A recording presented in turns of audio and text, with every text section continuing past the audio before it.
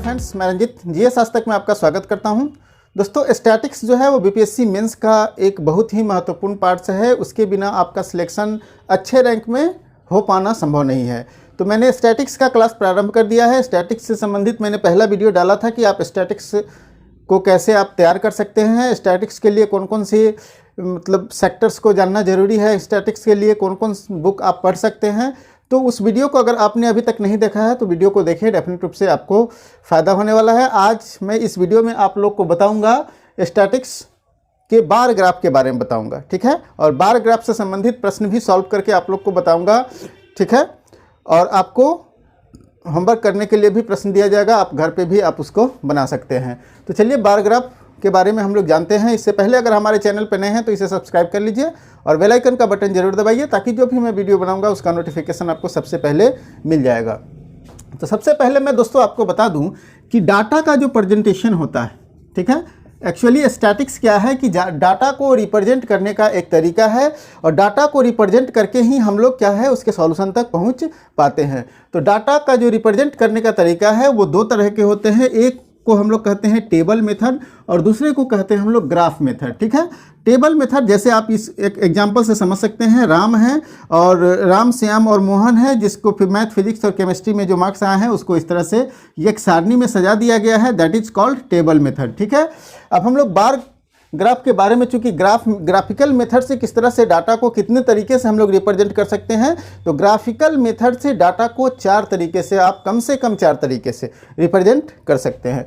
तो उसमें सबसे पहला है बार ग्राफ, ठीक है, फिर है लाइन ग्राफ, फिर है पाई चार्ट और मिक्स ग्राफ। मिक्स ग्राफ में क्या होता है कि आप लाइन ग्राफ के साथ आप कभी कभी पाई चार्ट को भी देख सकते हैं, या फिर पाई चार्ट के साथ साथ कभी बार ग्राफ को भी देख सकते हैं। तो इस तरह से जब दो ग्राफ एक दूसरे को मिला करके किसी डाटा को रिप्रेजेंट करते हैं तो उसको हम लोग मिक्स ग्राफ कहते हैं, ठीक है। तो सबसे पहले हम लोग जानते हैं, आज जो जानेंगे वो है बार ग्राफ के बारे में, ठीक है। तो बार ग्राफ में जो बार ग्राफ का जो तरीका है वो हम लोग 3 तरीके से बार ग्राफ होते हैं। जो पहला तरीका होता है वो वर्टिकल मेथड होता है, ठीक है। वर्टिकल मेथड जैसे एक कोई भी डाटा को जब हम लोग रिप्रेजेंट करते हैं तो उसके 2 एक्सिस होते हैं, एक एक्स एक्सिस और एक वाई एक्सिस होते हैं। जब डाटा को वर्टिकली रिप्रेजेंट करते हैं तो वर्टिकल मेथड कहलाता है, और जब डाटा को हॉरिजॉन्टली रिप्रेजेंट कर पाते हैं तो ये हॉरिजॉन्टल मेथड कहलाता है। और एक है लास्ट है डेविएशन मेथड। तो डेविएशन मेथड क्या है, जब डाटा को डेविएट करके, ठीक है, शून्य से निगेटिव से लेकर के और पॉजिटिव अंकों को दर्शाना होता है तो उसको हम लोग डेविएशन मेथड कहते हैं, ठीक है। लेकिन बार ग्राफ को 2 और तरीके से रिप्रेजेंट कर सकते हैं, और वही 2 तरीका है जो आपको बीपीएससी मेंस एग्जाम में पूछता है, ठीक है। तो वो कौन तरीका है? वो तरीका है, बार ग्राफ को 2 तरीके से रिप्रेजेंट करते हैं। एक है पहला सिंगल बार ग्राफ और दूसरा है मल्टीपल बार ग्राफ।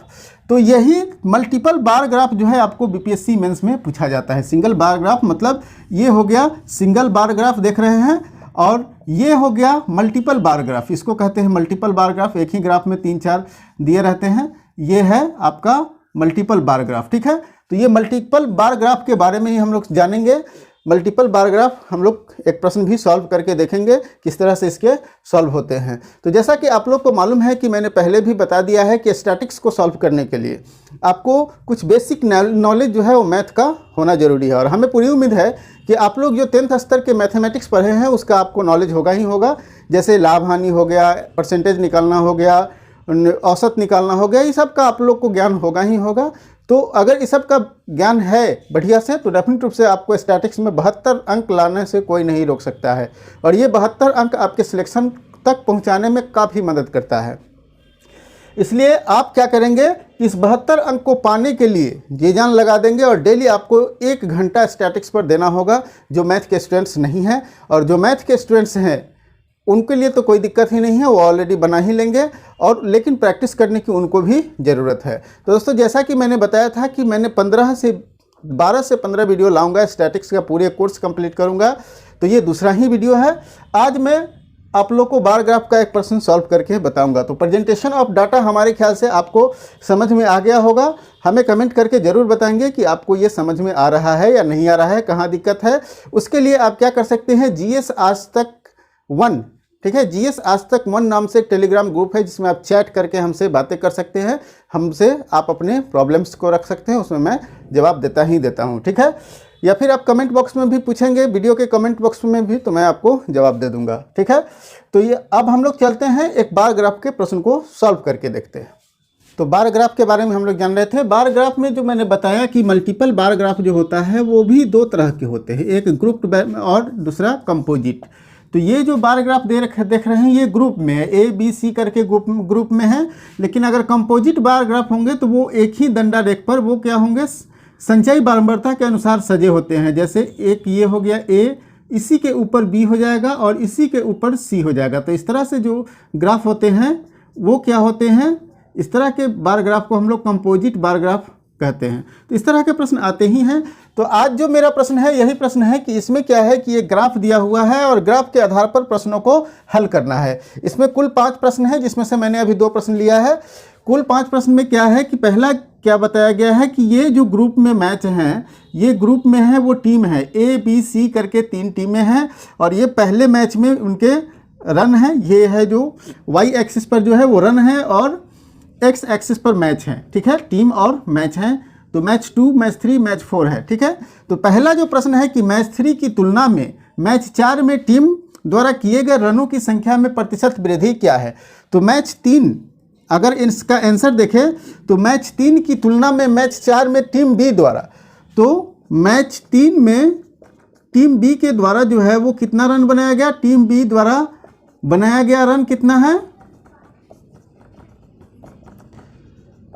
बनाया गया रन कितना है। तो मैच 3 देखते हैं, मैच 3 में टीम बी के द्वारा जो रन बनाया जा रहा है वो कितना है, 250 रन बनाया जा रहा है, मतलब 250 रन बनाया जा रहा है। उसी तरह मैच 4 में टीम बी के द्वारा जो रन बनाया गया है वो कितना रन बनाया गया है। तो मैच 4 में टीम बी के द्वारा रन बनाया गया है वो 300 रन बनाया गया है। ठीक है, अब वृद्धि कितने रन का हो गया है तो आप लोग को पता है, वृद्धि क्या हो जाएगा, 300 माइनस 250, तो कुल 50 रन का जो है वो वृद्धि हो रहा है। अगर इसको प्रतिशत में बदले तो प्रतिशत वृद्धि क्या है आप लोग को मालूम है। ठीक है, वृद्धि गुने 100 बटा रन, मतलब पहले का रन, तो 250। अब अगर इसको आप सॉल्व कर लेंगे तो ये कट जाएगा 5 बार में और 5 दूना 10, मतलब 20% का ये वृद्धि दर्ज कर रहा है। तो इसका आंसर क्या हो जाएगा, ये 20 आपका प्रतिशत आंसर हो जाएगा। आपको ये प्रश्न समझ में आ गया होगा। दूसरा जो प्रश्न है कि मैच 2 में ए तथा मैच 4 में सी द्वारा किए गए रनों का अनुपात बताइए। तो मैच 2 में ए द्वारा कितना रन बनाया गया, ए द्वारा बनाया गया रन, ए द्वारा कितना रन बनाया गया, मैच 2 में जो है वो ए द्वारा बनाया जा रहा है 200 रन।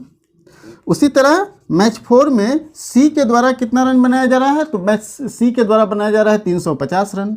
ठीक है, अब इसका अनुपात निकालना है। तो अनुपात क्या होता है आप लोग को मालूम ही है, अनुपात दोनों को भाग दे देते हैं, तो 200 बटा 350। ठीक है, ये 5 से कट जाएगा, 4 और ये 7, तो 4:7 इसका आंसर हो जाएगा। तो इस तरह से ये 2 प्रश्न सॉल्व कर पाए हैं। तीसरा जो प्रश्न है दोस्तों, वो तीसरा प्रश्न है कि टीम ए द्वारा किए गए रनों का औसत बताइए। तो इसको हम लोग कैसे सॉल्व करेंगे, टीम ए द्वारा जो किया गया है, तो मैच 1 में रन कितना है टीम ए का, वो है आपको टीम ए का रन देखेंगे तो 150 है। उसी तरह मैच 2 में ए के द्वारा कितना रन बनाया गया है, तो मैच 2 में ए के द्वारा रन बनाया गया है 200। ठीक है, मैच 3 में कितना रन बनाया गया है ए के द्वारा, तो मैच 3 में ए के द्वारा जो रन बनाया गया है वो 100 बनाया गया है। और मैच 4 में ए के द्वारा कितना रन बनाया गया है, तो मैच 4 में ए के द्वारा 250 रन बनाया गया है। तो औसत आप लोग जानते हैं निकालना। औसत क्या है कि सभी को जोड़ने के बाद जितने टीम है उतना से भाग दे देंगे, तो 150 प्लस 200 प्लस 100 और प्लस कितना हो जाएगा 250, और कितने टीम हैं, 4 टीम हैं, 4 से इसमें भाग दे देंगे। ठीक है, तो ये हो जाएगा कुल 700 बटा 4। ठीक है, तो 700 में 4 से भाग दे देंगे, जितना आ जाएगा उसका औसत रन हो जाएगा। तो दोस्तों आपको बता दें कि आप कैलकुलेटर का भी यूज़ कर सकते हैं। कैलकुलेटर से आप, कैलकुलेटर जो है वो बीपीएससी मेंस में अलाउ होता है, आप कैलकुलेटर का भी यूज कर सकते हैं। तो भाग देने के बाद जितना आएगा वो आंसर आपका हो जाएगा। अब है कि किस मैच में सभी टीमों के द्वारा किए गए रनों की संख्या सर्वाधिक है। तो बार ग्राफ को देखने से ही पता चल रहा होगा कि किस मैच में सभी टीम अच्छा प्रदर्शन किए हैं। तो क्या होगा, मैच 4 ऐसे आपको अगर बनाना होगा तो मैच 1 में कुल रन कितना है, मैच 2 में कुल रन कितना है, मैच 3 में कितना है और मैच 4 में कितना है, कर निकालने के बाद आप बताएंगे कि कुल रन कितना है। तो मैच 4 में कुल रन कितना है, ए बना रहा है 250 रन, मैच बी बना रहा है 300 रन और सी बना रहा है कितना 350 रन। तो कुल कितने हो गए, ये हो गया 900 रन। ठीक है, तो ये रन जो है वो सर्वाधिक है। तो आपका यही आंसर हो जाएगा। सर्वाधिक रन किस में बन रहा है, मैच 4 में बन रहा है। तो इस प्रकार से ये आपका हो गया आज का। अब आप लोगों को लिए एक होमवर्क देने वाला हूँ।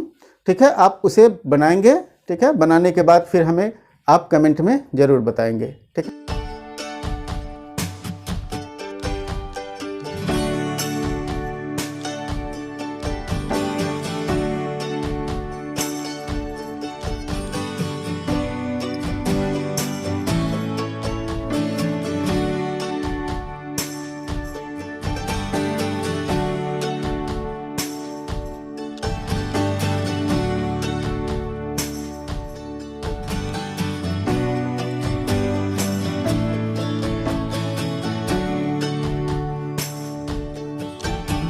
दोस्तों अगर ये वीडियो पसंद आया हो तो लाइक कीजिए और दोस्तों के साथ भी शेयर कीजिए ताकि उन्हें भी इस वीडियो का लाभ मिल सके।